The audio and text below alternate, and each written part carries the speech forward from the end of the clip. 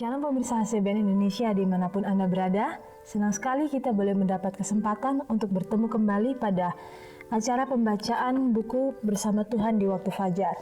Melalui buku ini dengan doa dan bimbingan daripadanya, kita dapat diyakinkan bahwa pada hari yang mulia ketika Yesus kembali untuk mengklaim miliknya, kita yang menunggu Tuhan dengan tangan terbuka akan disambut kehadiratnya.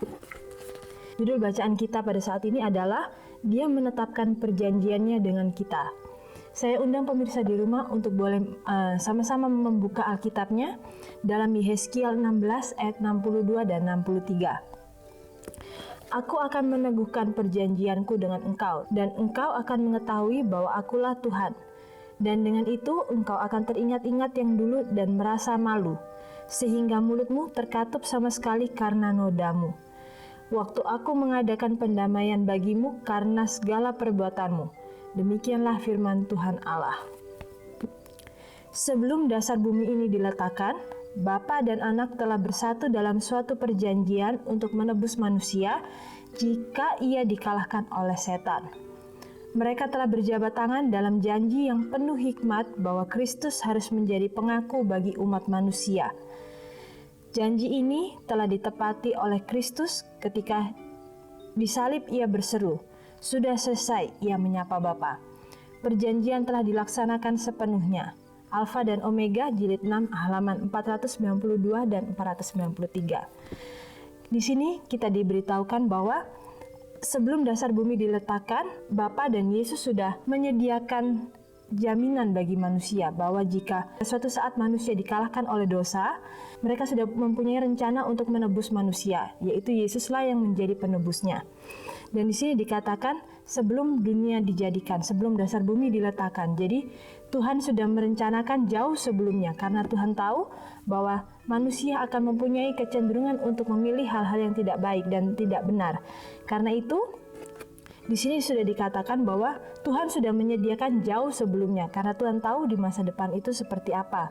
Meskipun ada kemungkinan waktu itu manusia tidak jatuh, tetapi manusia itu mempunyai kebebasan untuk memilih, dan karena kedagingan manusia itulah dia akan mempunyai kecenderungan yang besar untuk jatuh ke dalam dosa.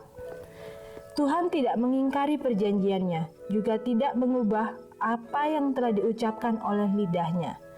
Firman-Nya akan bertahan selama-lamanya, tidak dapat berubah sama seperti tatahnya. Di sini kita diingatkan bahwa firman Tuhan itu adalah tetap. Jadi di sini kita bisa melihat bahwa Tuhan itu adalah kasih dan Tuhan itu adalah adil. Jadi hukum Tuhan tetap berlaku meskipun kasih Tuhan sudah dijalankan juga terlebih dahulu. Dan di sini juga dikatakan bahwa perjanjiannya tidak pernah berubah. Apa yang Tuhan sudah perintahkan, apa yang Tuhan sudah jadikan hukum, itu tidak pernah berubah dan itu harus tetap diikuti dan tetap ditaati. Dan karena adanya pelanggaran, tentu saja akan ada hukuman. Oleh karena itu, hukuman tetap harus dijalankan, yaitu Yesuslah yang harus menjadi penebus bagi manusia yang telah jatuh ke dalam dosa. Pada hari penghukuman, perjanjian ini akan dihadapkan dengan jelas, ditulis oleh jari Tuhan, dan dunia akan dituduh dan dihadapkan kursi pengadilan hakim yang kekal untuk menerima hukuman. Alfa dan Omega jilid 3 halaman 154. Jadi di sini kita diingatkan bahwa Tuhan itu adalah hakim yang kekal. Tuhanlah yang memberikan hukuman sesuai dengan apa yang manusia telah perbuat. Sehingga di sini juga dikatakan bahwa hukum Tuhan itu yang sudah ditulis oleh jari tangan Tuhan sendiri itu akan dituduhkan dan dihadapkan kepada manusia sesuai dengan perbuatannya. Dan di sini Tuhan tidak akan mengadili manusia melebihi apa yang tidak diperbuat oleh manusia itu sendiri, tetapi apa yang diperbuat itulah yang akan dihukumkan dan diadili sesuai dengan itu. Dan kita juga tahu bahwa Tuhan itu tidak memberikan kepada manusia pencobaan melebihi kekuatannya, karena disitulah Tuhan memberikan ujian-ujian untuk meningkatkan level kita, bukan untuk membuat kita jatuh terpuruk. Dan di sini dikatakan Bagi yang putus asa, pastilah ada obatnya. Iman, doa, bekerja. Iman dan kegiatan akan memberikan kepastian dan kepuasan yang akan bertambah-tambah dari hari ke hari. Adakah engkau dicobai untuk memberikan jalan kepada perasaan-perasaan firasat yang mencemaskan atau kehilangan semangat sama sekali? Di sini tentu saja kita tahu bahwa Tuhan tidak pernah memberikan kita firasat-firasat untuk membuat kita kehilangan semangat atau mencemaskan atau membuat kita selalu cemas, tetapi di sini Tuhan memberikan ujian-ujian kepada kita itu untuk mengetahui apakah kita mau menurut kepada firman Tuhan dan mau menurut kepada hukum-hukumnya. Dan di sini juga dikatakan bahwa pada hari-hari kelam apabila perkara-perkara tampaknya menakutkan, janganlah gentar.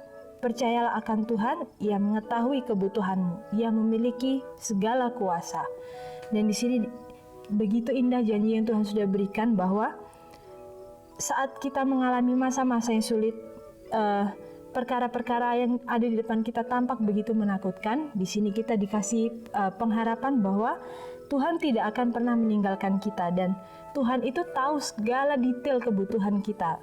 Dan di sini juga dikatakan bahwa Tuhanlah yang mempunyai kuasa atas diri kita dan kuasa untuk membuat kita dapat melampaui perkara-perkara itu. Dan di sini dengan jelas dikatakan bahwa kita harus percaya kepada Tuhan, karena kalau kita percaya kepada diri kita sendiri, tentu saja kita tidak akan mungkin bisa kuat dan tahan untuk menghadapi segala pencobaan itu. Tetapi di saat kita benar-benar bergantung sepenuhnya kepada Tuhan kita, kepada Bapa kita, kita akan mendapatkan kekuatan dan kemampuan untuk melewati perkara-perkara itu. Dan di sini dikatakan kasih-Nya dan kemurahan-Nya tidak ada terbatas dan tidak akan pernah layu. Janganlah takut bahwa Ia tidak akan memenuhi janjinya. Di sini kita harus memegang kalimat ini bahwa Tuhan itu tidak akan pernah mengingkari janjinya. Dan Tuhan kalau sudah memberikan suatu pengharapan kepada kita, itulah yang harus kita pegang. Dan biarlah dengan adanya janji Tuhan ini boleh menjadikan pengharapan bagi kita bahwa kita selalu ingat bahwa kita tidak pernah ditinggalkan oleh Dia. Dialah kebenaran yang abadi. Ia tidak akan pernah mengubah perjanjian yang dibuatnya dengan mereka yang mengasihinya. Dan Ia akan mencurahkan ke atas hamba-hambanya yang setiawan ukuran keberhasilan yang menjadi tuntutan kebutuhan mereka. Alfa dan Omega jilid 3 halaman 134 dan 135. Ya, di sini kita juga diingatkan bahwa begitu besar kasih-Nya Tuhan itu kepada kita. Tuhan sudah menyediakan rencana penebusan itu jauh sebelum dunia dijadikan. Tetapi di saat manusia sudah jatuh ke dalam dosa, Tuhan tidak pernah meninggalkan kita. Baik di saat nabi-nabi zaman dahulu, meskipun juga dan juga orang-orang yang hidup di zaman dahulu sampai sekarang, sampai orang-orang yang hidup di akhir zaman, Tuhan tidak pernah tinggalkan. Dan di sini dikatakan bahwa Tuhan itu mencurahkan kepada hamba-hambanya segala ukuran keberhasilan yang menjadi tuntutan kebutuhan mereka. Jadi biarlah segala keberhasilan kita, segala pengharapan kita itu selalu tertuju hanya kepada Tuhan. Dan biarlah melalui bacaan ini boleh selalu menguatkan kita dan boleh memberikan pengharapan kepada kita bahwa kita selalu mengingat bahwa kita mempunyai Tuhan yang tidak pernah meninggalkan, dan Tuhan itu adalah kasih. Meskipun kasih-Nya ini berjalan, tetapi dengan segala penolakan yang mungkin kita lakukan terhadap Roh Kudus itulah yang akan dihakimi. Jadi biarlah kita selalu boleh menilik hati kita masing-masing bahwa kita harus menyelesaikan segala dosa-dosa yang mungkin tersembunyi di dalam hati kita, yang mungkin hanya Tuhan dan kita yang mengetahuinya.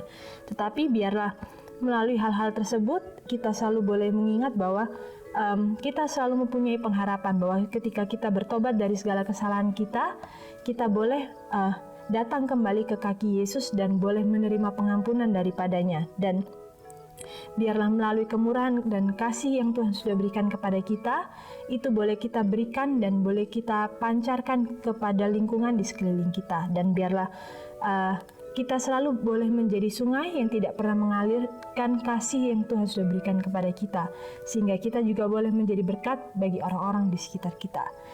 Demikianlah pembacaan firman pada saat ini. Biarlah ini boleh menjadi berkat bagi kita semua.